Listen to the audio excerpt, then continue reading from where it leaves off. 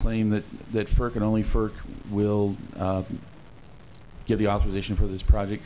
An example of a state permit that is absolutely necessary to be had is a state water quality permit. I think it's called a Section 401 water quality permit. The devices that another developer is doing in the state of Washington, FERC gave them a conditional license to do a project, but it was conditional upon obtaining, in particular, this Section 401 state water quality permit, and which they later got from the state of Washington. But it is absolutely not correct that FERC is acting as a single source of authorization. Thank you. Supervisor Smith. Thank you very much, Mr. Chairman. I think this would be one final question, and it's something that has been posed to me, but I haven't had answers for this. And that is, if you could elaborate and go into some detail about PG&E's process with the PUC and this the funding request. What is the status of the funding request to date? I've just asked about that. We had expected to have this funding 6 months ago. I don't know if there have been any other applications for the use of this fund, whether they've been granted or not. I can find that out for you. The gentleman at PG&E who is in charge of acquiring this emerging renewable resource funding, his name is Hal LaFlash. I will talk with him again, but when I talked to him about 2 weeks ago on this very topic, he said that he thought that it might be May or June before the funds are released, but it's really speculation. We really don't know when the Utility Commission is going to issue funds, if at all. So is the funding process that you've been engaged with PUC on, is it a public process? Is it completely in a public venue?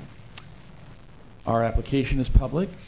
Hearings that are made on the worthiness of the applications are public.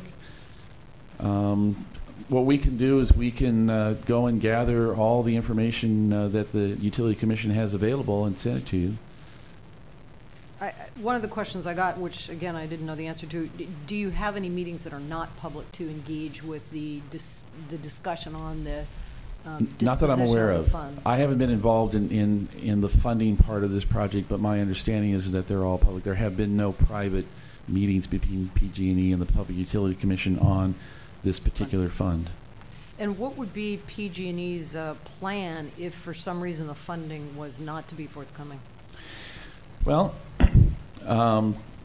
personally, as the project director, I would make a case to my company to consider investing its own money, shareholder money, in the development of this project.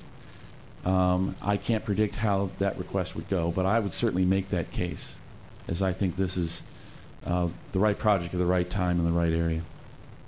The concerns that I've had from a number of individuals is that these are public dollars in this emerging renewable research fund that you're trying to access. And concern would be on the outcome, or would the research then become, in a sense, public property that would be the research resulting from the dissemination of the $6 million. Yeah. Does PG&E have a position on it? Well, one of the things that has been discussed that I'm aware of in regards to this funding is whether or not there would be any intellectual property, which is referred to as IP, that would be protected. PG&E's position in our filing is that because it is customer funded by PG&E ratepayers, any intellectual property, any discoveries that we make, I mean, because it's the first time that anybody has done these sorts of things, we're probably going to learn things for the very first time that will be valuable for later application. That intellectual property in the forms of patents or licenses to use this technology or knowledge will be the property of the PG&E ratepayer, not the PG&E shareholder. And therefore, it will be used to the benefit to lower rates for PG&E customers by the sale of licenses of this intellectual property. There may be none generated in the 30 years we do the project, but we wanted to anticipate the likely possibility that there'll be new things learned, and that will, the economic benefit of that will flow entirely to the ratepayer. Thank you. Supervisor Delbar? Thank you, Mr. Chairman. First of all, I'm happy to hear about PG&E's interest in the biomass that Supervisor Pinch has brought up. It's the first time I've heard that, and I appreciate that. Obviously, this is a very interesting and emerging technology, and as you stated a couple of times, a carbon-free one.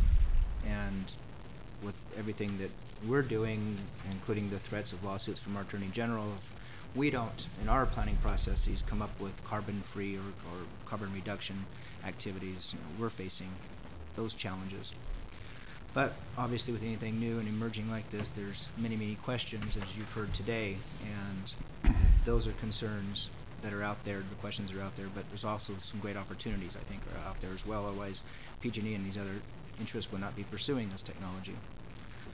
I commend you for wanting to go through a very complicated and probably nearly impossible process by the time you list all those state and federal agencies in which you have to consult and get permits and licenses. Our role also is to represent the people of this county, and we have a role to play in this too, and I think that's what we're asking for, is to have us in this input. I'm glad to hear that you're open to that. I think the process that we're following is a response to that as well. That we need to be a part of this to represent our constituencies and the interests of the county of Mendocino and the people here. I appreciate you being here today, and we all appreciate PG&E's power, the clean and affordable power, so we can be in this room with lights and run our PowerPoint presentations. But to get there, it takes a lot of technology and a lot of interest in finding new ways and better ways to do it. So that's all I have, Mr. Chairman. Thank you. Other questions from the board? I do appreciate you coming forward. I know between the presentations, you took an extra effort to be here today and present us with factual information. And, you know, we will be working, not together, but we will be working parallel with each other as this proceeds, and keeping an open and transparent presentation to the citizens of Mendocino County. So I do appreciate your time and effort today. Okay? So, Thank you. Thank you. We are behind schedule quite a bit, and there was one item that I did overlook on the consent calendar, and that was a speaker card from a Mr. Alan Jacobs. If you come forward and keep your comments to 3 minutes, I appreciate it. This will be real quick. My name is Alan Jacobs. I'm a retired school teacher and retired commercial fisherman. I hope you remember that I spoke before you at the March 11th meeting about the Marine Life Protection Act, where I represented the Point Arena fishermen. I came prepared today to support and defend your letter of endorsement for the Marine Life Protection Act proposal 2XA. We have come to believe that's the best proposal on the board right now ourselves. I brought copies of a resolution number 2008-4, which Point Arena City adopted just this last week, also in support of 2XA. I understand that this letter was adopted in the consent agenda, and I hope to be able to take an official copy home with me for local newspaper, which has a deadline of tomorrow, and maybe they have that in the office for me.